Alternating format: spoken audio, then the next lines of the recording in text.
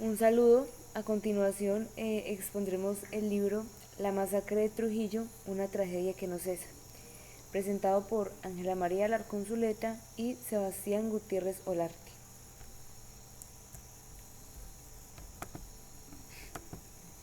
En el contenido se hablará pues de una introducción general y se expondrá las tres partes importantes y fundamentales del texto.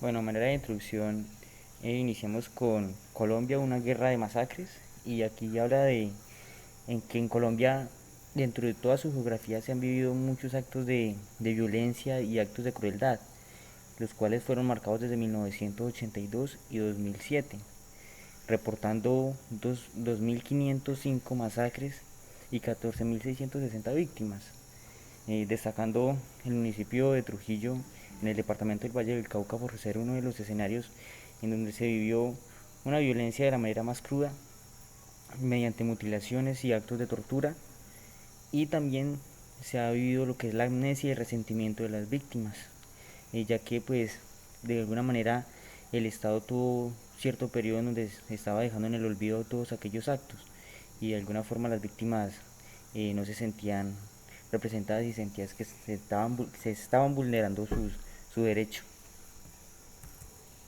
Entonces, a raíz de esto, pues el libro mencionaba que no se puede vivir, no se puede seguir viviendo como si no hubiese pasado nada, ya que estos hechos marcan la historia de este municipio, y que por lo tanto es necesario crear una nueva narrativa en donde sean las víctimas y sean todas las comunidades afectadas quienes pues cuenten lo que hechos o cuáles hechos pues sucedieron dentro de esa época y de ese periodo, para que este cumpla una triple función: que primero se crea un esclarecimiento y se evite la impunidad, y asimismo se eviten los silencios.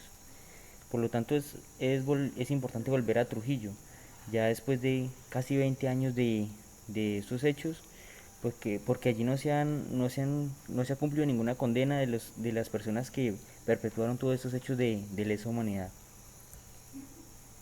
Bueno, la masacre interminable de Trujillo. Entre 1988 y 1994, Trujillo, Bolívar y Río Frío reportan aproximadamente 342 víctimas, que fueron víctimas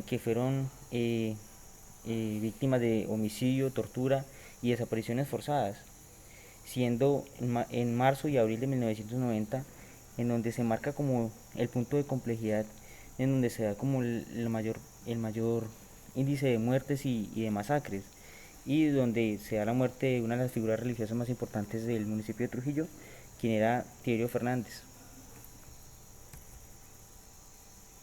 Bueno, entonces vamos a hablar ya de otra parte importante, y es que pues Trujillo pues fue víctima de este múltiple escenarios de crímenes y del conflicto, pues que fueron desarrollados principalmente por bandas de narcotráfico, en donde datan nombres de Diego Montoya, que se conocía como alias Don Diego, y Henry Loaiza, que se conoce como alias El Alacrán, quien precisamente pues tiene algunas propiedades en municipios cercanos, como lo es el municipio de Salónica y también el corregimiento de Fenicia Río Frío.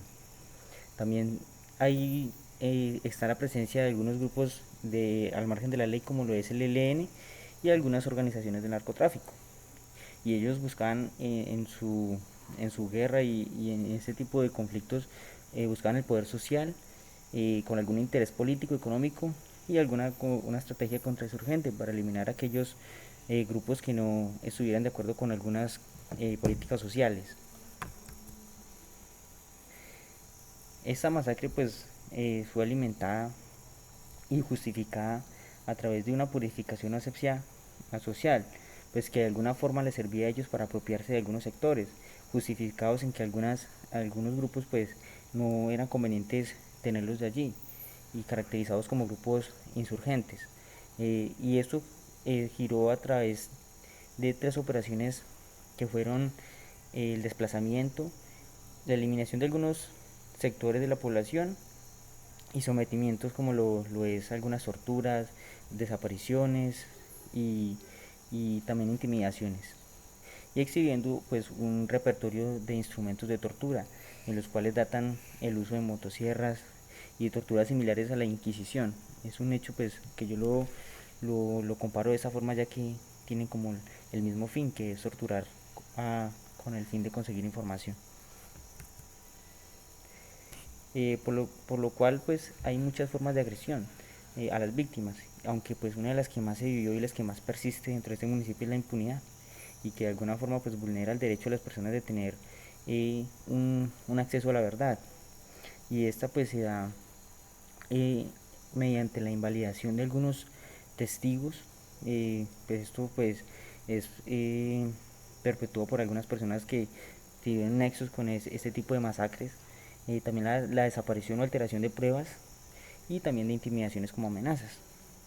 Y por lo tanto es necesario crear una memoria histórica, esa memoria con el fin de recordar aquellos hechos para que no se vuelvan a repetir, y que ésta tenga pues una connotación de carácter religioso, político, de carácter religioso porque fueron personas que estaban relacionadas con la iglesia, las que de alguna manera pues fueron pioneras de lo que fue el proceso de reconstrucción de la memoria histórica, en donde uno de las figuras o símbolos de la masacre de Trujillo es el padre Tiberio Fernández. Bueno, hablando acerca de los hechos, desde el año 1986 inició una época de violencia que llegó pues hasta el año 1994. Se presentaron desapariciones, detenciones, asesinatos selectivos, dejando, bueno, entre muchas otras, ¿no? Dejando un saldo de 342 víctimas. Esto pues fue tomado por el Comité de Evaluación de Casos de Trujillo, después de evaluaciones y caracterizaciones se llegó a la conclusión de que el número ha sido 245 víctimas. Esto pues también se llegó pues a acuerdo con AFAVID, quien pues asumió pues también este número. AFAVID es la Asociación de Familiares de las Víctimas de los Hechos Violentos de Trujillo. Entonces cabe resaltar de que el gobierno nacional no asumió lo ocurrido desde el año 1986 hasta el año 1994. Solo asumió parte de lo ocurrido en el año 1990, entre el mes de marzo y el mes de abril. Esto dejó un saldo de 34 víctimas. Es decir, que el gobierno rechazó el informe de la Comisión de Investigación de los hechos violentos de Trujillo, y no se reconocieron las 211 víctimas. Es decir, que se les negó como el derecho a la verdad, a la justicia y a la reparación. ¿Por qué? Porque no fueron relacionados como víctimas de la negligencia del gobierno, del gobierno y del Ejército Nacional. Según la Comisión de Investigación de los Sucesos Violentos de Trujillo, en ese tiempo del año 1986 se generaron detenciones arbitrarias, desapariciones forzadas, torturas, homicidios selectivos y masacres. Hubo 67,7% de asesinatos selectivos y un 13% de desapariciones forzadas. Se generó una disminución grande de la población. Se dice que de 21.000 habitantes que habían, la cifra se redujo a 18.000, generando un estancamiento de la economía. ¿Esto por qué razón? Porque la zona alta de Trujillo, en la vereda La Sonora y Playa Alta, que fueron epicentros de esta violencia, eran zonas de producción, de alta producción de mora, las cuales pues abastecían el municipio, y municipios aledaños como Tuluá, Buga, entre otros, inclusive la capital del departamento. Pues con estos hechos violentos, esta actividad de producción de mora se fue pues en pique hacia abajo. Ya pues no se produce mora en Trujillo, porque pues hubo un rezago de estas dos veredas a partir de estos hechos. Aquí pues podemos ver un número, una tabla donde se ve pues lo ocurrido desde el año 1986 hasta el año 1994. Se ve que lo que más hubo pues fue homicidios y asesinato selectivo con con una cifra de 166, y desapariciones forzadas con un 32. Muchas de estas desapariciones pues también se camuflaban entre detenciones arbitrarias. dejando un saldo de 245 personas. Sin embargo, no todas estas fueron asumidas por el gobierno, solo fue una pequeña parte. Hablando un poco del contexto, vamos a hablar del contexto social y político y de los actores, los que ocasionaron pues esta guerra. Por un lado, pues en el contexto social y político se encuentra pues una sociedad, una comunidad pues cada vez más golpeada por la violencia y pues por temas de rezago, de corrupción en cuanto a recursos, una comunidad que manifiesta, encabezada pues también por la Iglesia Católica, pues en este caso el padre Tiberio Hernández Mafla. Por otro lado, está pues terratenientes que pues en su mayoría, bueno, en algunos casos pues eran narcotraficantes, militares pues del ejército y guerrillas del ELN. Se dice que pues una de las causas de la guerra contra el ELN era por temas de extorsión a terratenientes. Esta era, digamos, la parte superficial. El trasfondo se trataba de una guerra por dominio de tierras, sobre todo pues de veredas como Venecia, bueno, corregimientos como Venecia, La Sonora sobre todo, y Moravito y Playa Alta, entre otros. Entonces, pues hablando ya un poco sobre el narcotráfico, se dice que la pelea era sobre todo por dominio de tierras y manejo de drogas ilegales, es decir, buscar una adquisición y una expansión de sus propiedades. ¿Por qué razón? Porque pues veredas como pues de la parte alta de Trujillo eran rutas estratégicas para municipios como Bolívar y El Dobio que llegaban al cañón de Garrapatas, la cual era una ruta directa al Pacífico. Entonces lo que se buscaba era un beneficio para el tráfico de drogas.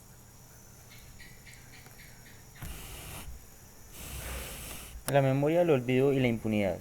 A raíz de los hechos mencionados anteriormente, la Iglesia Católica, la Asociación de Familiares de las Víctimas de Trujillo AFAVIT, los jóvenes de la Orden Perdida y los propios victimarios son quienes buscan construir una memoria, ya que pues la memoria social es un modo de recordar a las víctimas y hacerles saber de alguna forma que sus hechos fueron importantes, lo que les sucedió fue algo importante. Y también es un modo de crear ese recuento histórico para que esos hechos no se vuelvan a repetir. Ya como se mencionaba a raíz del asesinato del padre Tiberio Fernández en 1999 y el de las víctimas que tuvo pues esta masacre y esta serie de hechos violentos, se empezaron a realizar algunas peregrinaciones en conmemoración de estas personas y de la muerte del padre Tiberio. Y la primera se realizó en abril de 1995 en conmemoración de los años de la muerte de las víctimas y del padre.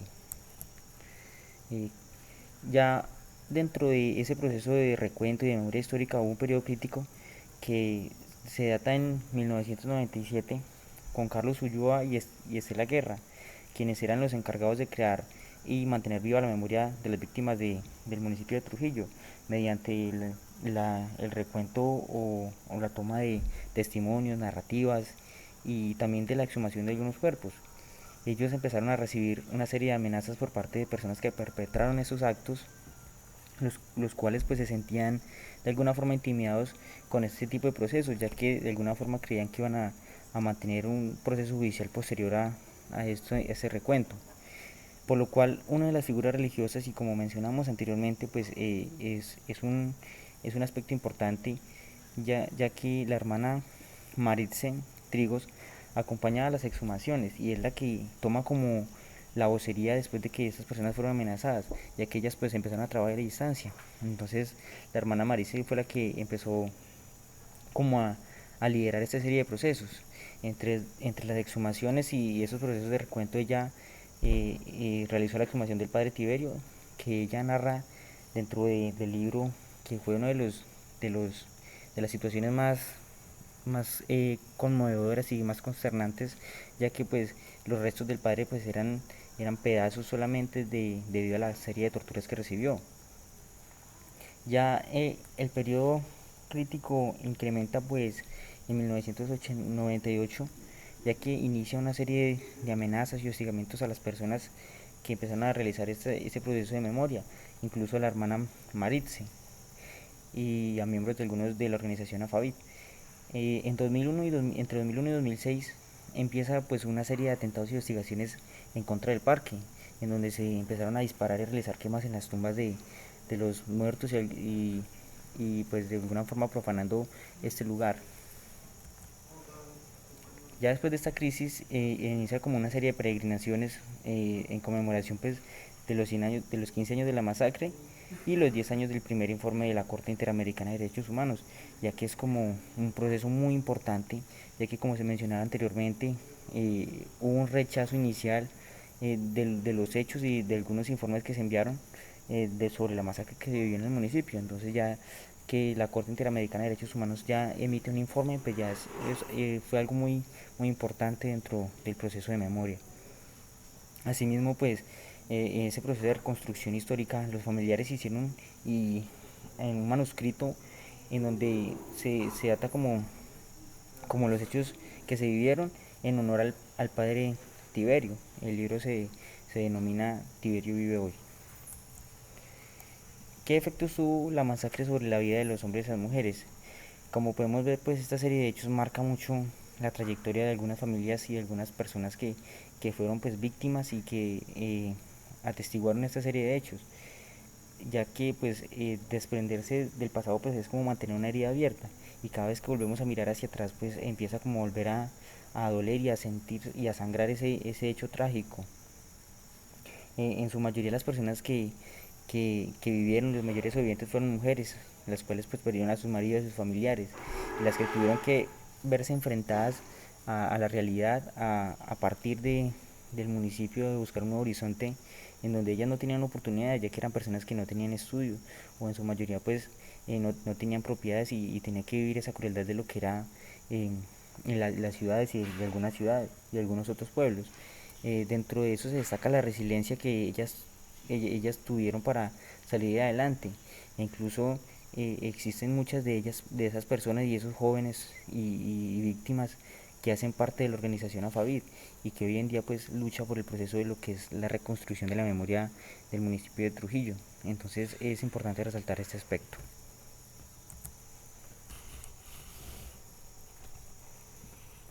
Caracterización normativa de los hechos.